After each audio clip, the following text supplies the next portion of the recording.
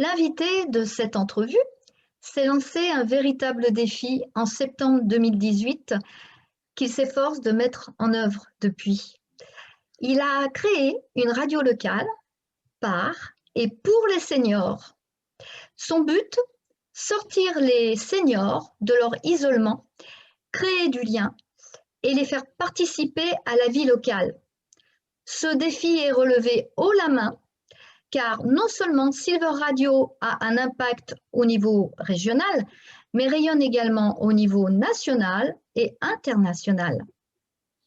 J'ai l'honneur de recevoir Laurent Courtois, directeur, qui va nous parler de ce projet devenu réalité. Coucou, belle communauté! Bienvenue dans les entrevues de Patoun. Bonjour Laurent. Bonjour Patricia, belle présentation. Merci beaucoup Laurent et je te remercie infiniment d'avoir pu trouver un petit temps pour participer aux entrevues de Patoun. Laurent, est-ce que tu pourrais nous parler de ton parcours, s'il te plaît? Oui, alors mon parcours, donc moi j'ai commencé la radio à l'époque où nous étions des pirates, c'est-à-dire en 1980, en province, dans le Loiret exactement. Ensuite, nous sommes devenus libres avec l'arrivée de François Mitterrand au pouvoir en 81. Moi, j'ai fait un petit parcours d'une dizaine d'années dans des radios à droite, à gauche. J'ai travaillé, par exemple, avec, pour ceux qui connaissent, Xavier, mais qui, elle, avait commencé à France Inter, dans l'oreille en coin, le week-end.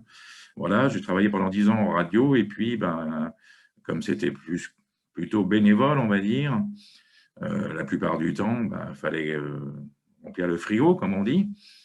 Donc, au bout de 10 ans, les enfants arrivant, il a fallu passer la case par la case travail alimentaire. Et donc, pendant quelques années, j'ai travaillé, j'ai tout fait, manutentionnaire, cariste, les classiques des classiques.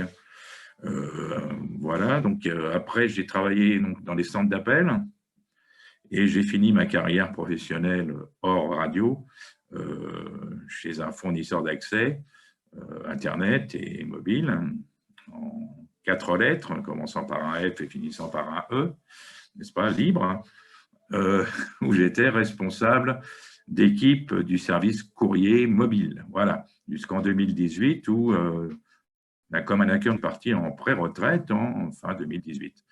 Et je me suis dit, mon vieux Laurent, à ton âge, tu arrives bientôt à la retraite, qu'est-ce que tu veux faire? Et d'ailleurs, qu'est-ce que font les gens quand ils sont à la retraite?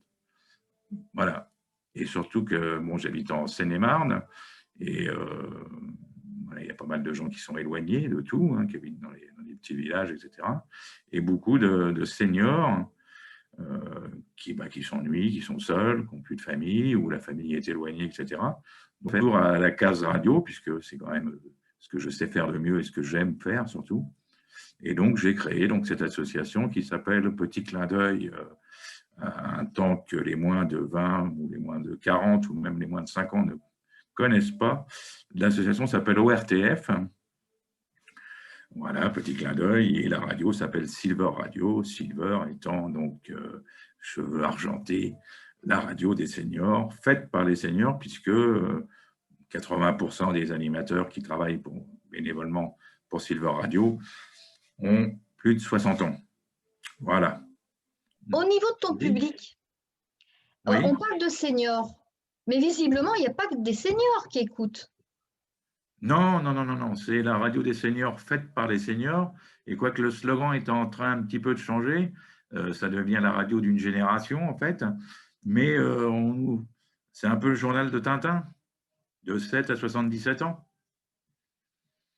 Oui, parce qu'il y a des. Moi, je discute beaucoup avec des jeunes, comme on dit, qui ont 15-20 ans et qui aiment beaucoup la musique qu'on passe sur Silver Radio. Parce qu'il y a vraiment. C'est éclectique déjà. Il y a plein de choses, des pépites qu'ils découvrent, ou qu'ils redécouvrent pour certains, mais beaucoup de jeunes qui découvrent de la musique. Parce que c'est vrai que la musique qui se faisait dans les années 60, 70, 80, c'est quand même assez particulier. Et puis ça reste. Voilà, donc non, non, il y a beaucoup de jeunes qui écoutent. Oui, oui. Oui, c'est la radio des jeunes et des seniors. En plus, au départ, je disais, c'est pas simplement local, hein, c'est national et international. Et ça, tu le Ah, on sais nous parce que tu écoute. as des témoignages de personnes qui te font signe. Voilà, on nous écoute. Alors souvent, nous avons des auditeurs qui sont branchés quasiment. Alors toute la nuit, ça doit être avec le décalage horaire. Je pense qu'ils sont à Kansas City, donc aux États-Unis. On a des auditeurs au Danemark, on en a en Turquie, on en a en Angleterre, en Irlande, en Belgique, en Italie, en France. On en a même vu en Inde. Ça, c'est plus rare, mais quand même. Et voilà, voilà. Donc on a des auditeurs un petit peu partout, au Canada, bien sûr. Voilà, après, c'est de bouche à l'oreille, c'est par le biais des animateurs et animatrices qui sont au Québec, qui font une petite pub sympathique pour Silver Radio, de chanteuses et chanteurs. Je fais un petit bisou d'ailleurs à Carol Brown, qui est une chanteuse canadienne bien connue au Québec. Donc voilà, par le bouche à oreille, des amitiés qui se lient comme ça. Donc Silver Radio, all over the world. Je vais être curieuse, en quoi consiste ton Oui. travail Alors, en tant que directeur?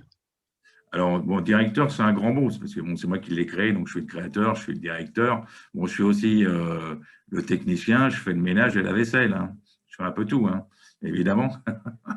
Alors, la journée type du directeur de radio, du directeur de Silver Radio, c'est lever vers 6h, 6h30 pour récupérer via Internet le journal et la météo pour la journée et pour le lendemain. Ensuite, eh ben, mise en place des émissions sur le manager de programmation, etc. Alors évidemment, avec les aléas de la DSL, bah, des fois c'est long, des fois ça ne marche pas, etc. J'anime une émission le matin de 9h à 11h30, donc ça me prend aussi un peu de temps, évidemment. Il faut aussi que ça fonctionne, hein, la DSL, comme tout se fait par Internet. Et puis après, après c'est les discussions, la mise en place de la promo sur Facebook, sur Twitter, etc., sur les réseaux sociaux en gros. Donc je fais un peu tout seul parce que c'est pas facile. Voilà la journée, donc, et puis jusqu'à 19, 20 heures, c'est comme ça. Et après, je me consacre à la famille. Voilà. Alors, est-ce qu'il y a une équipe et est-ce que chacun a son petit travail à faire? Alors, il y a une équipe sur Silver Radio qui font des émissions de chez eux. Nous sommes exactement 3 personnes. Donc, il y a une personne qui fait le matin. L'après-midi, donc, il y a quelqu'un qui s'appelle Alain Dutripon, surnommé Pompon, qui lui a donc 70 printemps et qui anime une émission du lundi au vendredi de 15h à 17h depuis chez lui.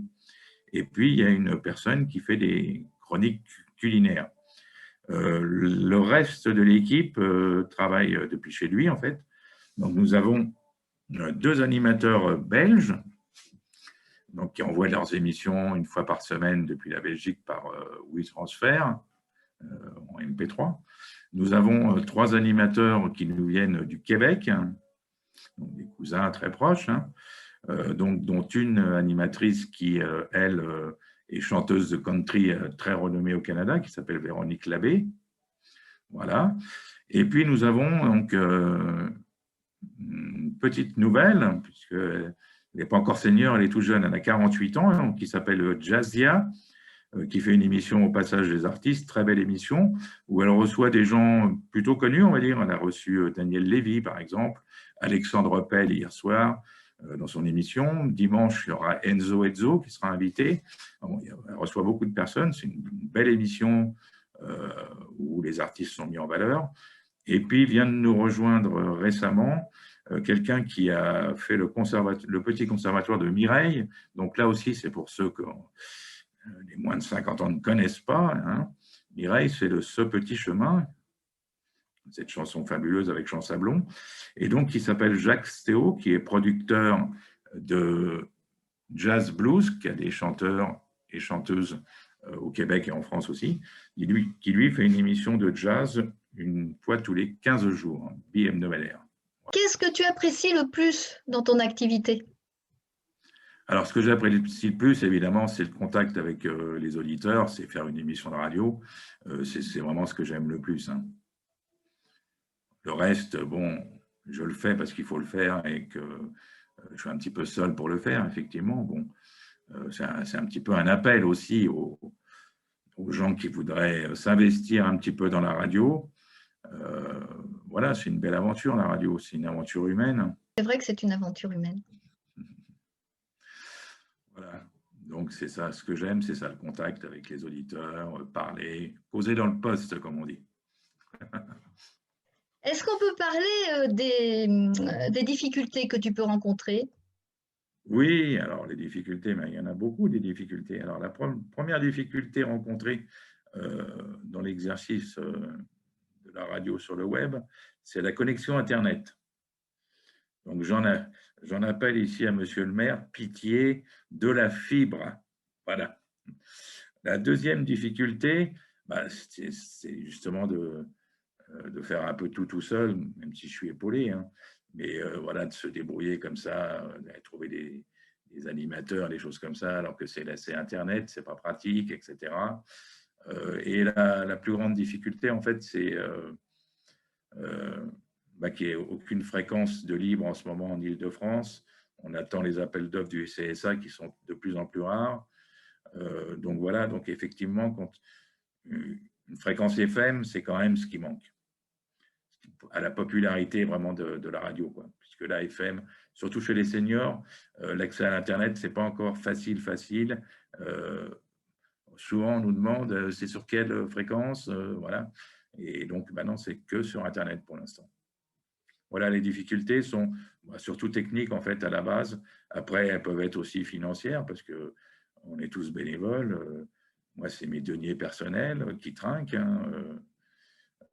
Voilà, donc on peut faire aussi un appel à des bonnes âmes qui traîneraient peut-être quelque part, des donateurs qui auraient envie de venir vivre un peu l'aventure avec nous. Voilà. Il manque beaucoup de choses, mais on fait avec ce qu'on a. C'est la passion qui nous mène, quoi.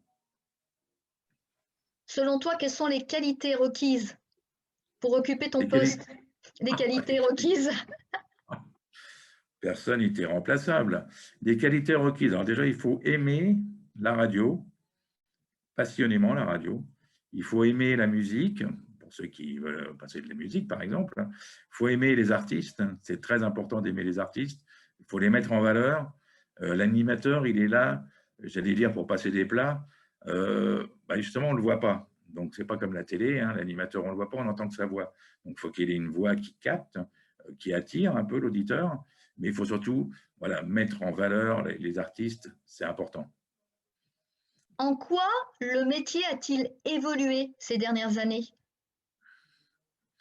Alors, bon, là, je vais être un petit peu dur, hein. J'en parlais justement avec Jadien encore ce matin. Il nous semble qu'il y a de moins en moins de gens passionnés dans ce métier qu'est l'audiovisuel, que ce soit la radio ou la télévision. On voit toujours les mêmes. On voit des gens qui ont dépassé largement, voire même allègrement, l'âge de la retraite et qui sont encore sur les plateaux. Je ne citerai pas de nom, mais tout le monde les connaît. Faut penser un petit peu aux autres, il faut laisser tourner. Il y a des jeunes qui trépignent un peu dans l'écurie, qui attendent de faire leurs armes. Et le métier en lui-même, oui, c'est ça. Moi, je pense que ça manque de passion. C'est devenu un business.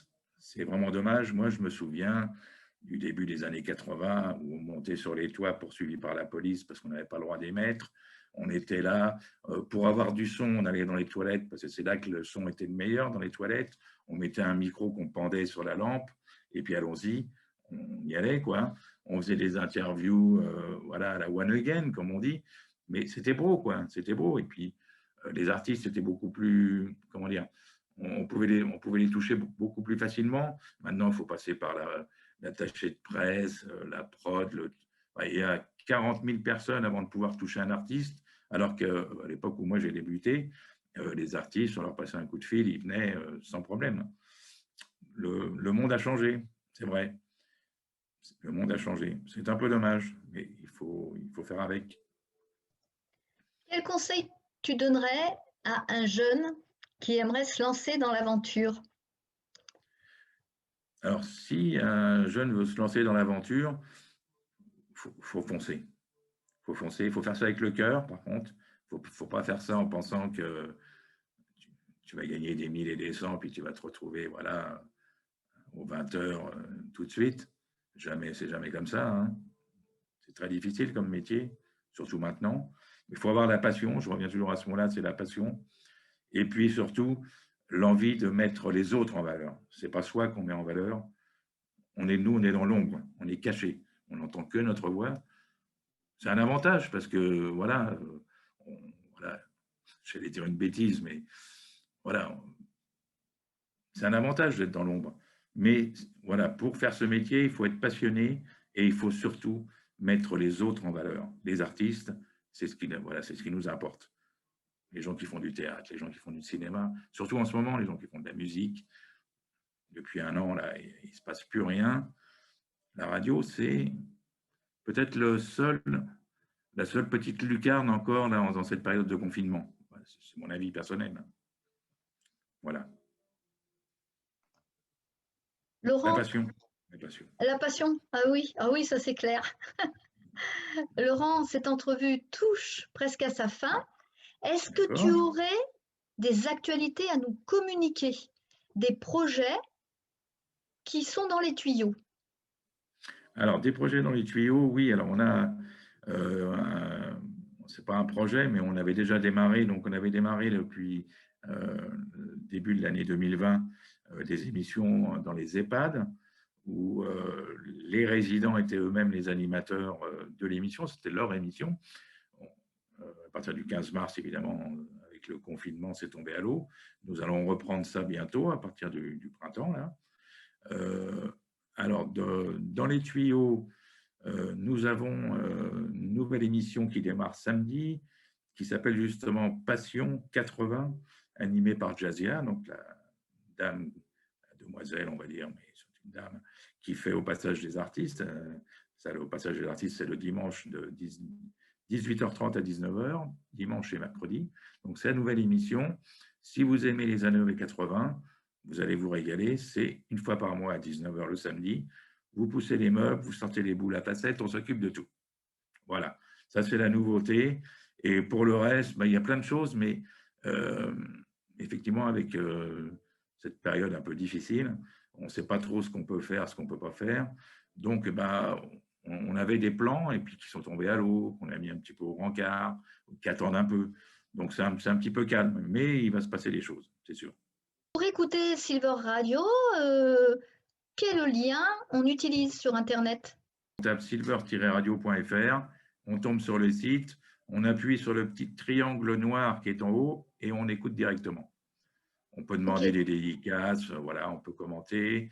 Il y a des podcasts, on peut réécouter les émissions, etc. Il y a plein de choses. Et on peut voir tous les animateurs. Il y a beaucoup d'animateurs. Voilà, j'ai oublié tout à l'heure de parler de Michel Monchaussé qui fait une émission qui s'appelle Ititi Toura depuis l'Aquitaine, qui lui aussi est un retraité de la radio assez connu. Éric Coulet qui fait une très belle émission, Platine Collector, lui aussi qui a un certain âge, mais toujours avec la passion. C'est ce qui nous réunit, la passion de la radio et la passion des autres. Ça, c'est important. Avec le recul, tu dois être surpris, non? Un petit peu, parce que quand j'ai créé ça, bon, c'était vraiment pour m'occuper, on va dire. Je ne pensais pas du tout à l'impact. Et puis, de fil en aiguille, avec des articles dans les journaux. Et puis aussi, on a participé à un trophée de la Silver Economy, qui devait l'année dernière se passer à Cannes, au Palais des Festivals. Bon, avec la pandémie, ça s'est fait virtuellement. Mais donc, on a proposé le projet et on a donc été élu coup de cœur dans la catégorie culture et loisirs. Donc voilà. Donc ah oui, très bien. Non, non, moi voilà, ça fait 2 ans. Le deuxième anniversaire, c'est bientôt, là, c'est mi-avril. On est arrivé vraiment. Je ne pensais même pas arriver à un tel niveau. Franchement, j'en suis surpris moi-même. J'en suis heureux parce que comme quoi, voilà, moi c'est ma passion. La radio, ça a toujours été bon, avec des hauts et des bas, c'est la vie, quoi. Mais voilà, je continue ma passion à 62 printemps, bientôt 63 au mois de septembre. Je suis né en 58, très belle année 58. Je valide. Voilà, voilà. Donc, on vous attend nombreux sur Silver Radio. Hein. Amenez vos enfants, vos petits-enfants, vos parents, vos grands-parents. On s'occupe de tout. Bien, Laurent, bravo à toi, bravo à ton équipe. Et puis, belle continuation. Et merci encore d'avoir accepté de participer aux entrevues de Patoun. Voilà, merci Patricia. Et puis Patoun, hein, comme tu l'appelles, elle sera sur Silver Radio très bientôt. On l'attend avec impatience. Merci, Voilà. avec plaisir, Laurent. C'est moi. Je te remercie. Bonne fin d'après-midi à toi et à Merci, bientôt. à bientôt. Et puis, quant à nous, chère communauté, nous nous retrouverons dans une prochaine entrevue de Patoun. À bientôt. Si vous souhaitez à votre tour être interviewé, contactez-moi à lesentrevuesdepatoun@gmail.com.